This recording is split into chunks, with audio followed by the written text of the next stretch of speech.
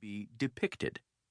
But I still needed money, so I kept calling Henry for book review assignments. On one of these calls, he asked me if I had any interest in the tobacco industry, the subject of a major new history by Richard Kluger. I quickly said, "Cigarettes are the last thing in the world I want to think about."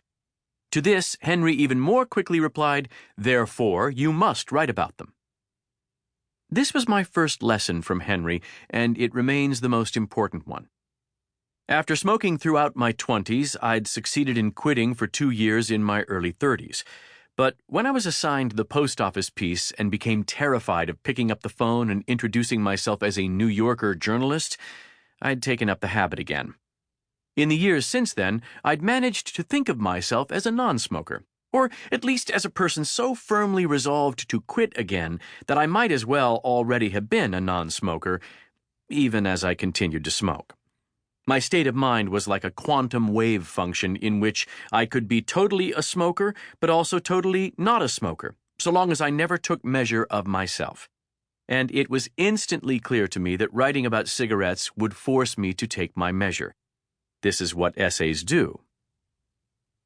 There was also the problem of my mother, whose father had died of lung cancer and who was militantly anti-tobacco. I'd concealed my habit from her for more than 15 years. One reason I needed to preserve my indeterminacy as a smoker or non-smoker was that I didn't enjoy lying to her. As soon as I could succeed in quitting again permanently, the wave function would collapse and I would be 100% the non-smoker I'd always represented myself to be, but only if I didn't first come out in print as a smoker. Henry had been a 20-something wunderkind when Tina Brown hired him at the New Yorker. He had a distinctive, tight-chested manner of speaking, a kind of hyper-articulate mumble, like prose acutely well-edited but barely legible. I was awed by his intelligence and his erudition, and had quickly come to live in fear of disappointing him.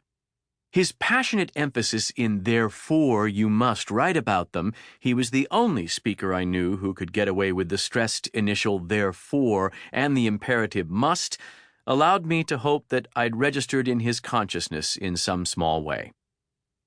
And so I went to work on the essay, every day combusting 6 low-tar cigarettes in front of a box fan in my living room window, and handed in the only thing I ever wrote for Henry that didn't need his editing.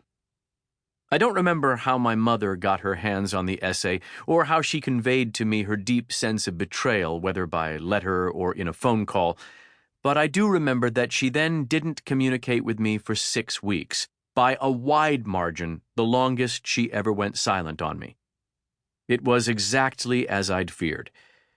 But when she got over it and began sending me letters again, I felt seen by her, seen for what I was, in a way I'd never felt before. It wasn't just that my real self had been concealed from her, it was as if there hadn't really been a self to see.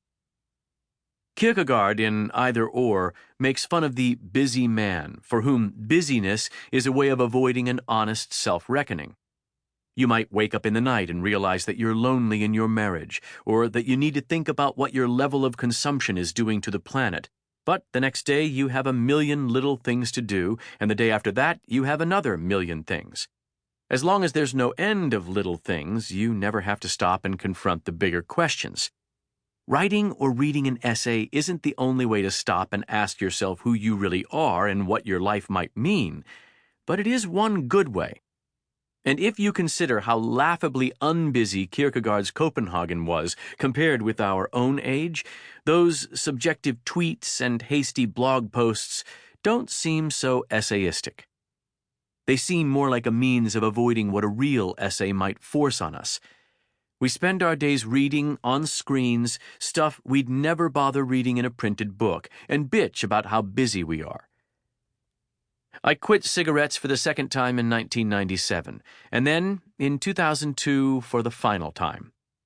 And then in 2003 for the last and final time, unless you count the smokeless nicotine that's coursing through my bloodstream as I write this. Attempting to write an honest essay doesn't alter the multiplicity of myselves. I'm still simultaneously a reptile-brained addict, a worrier about my health, and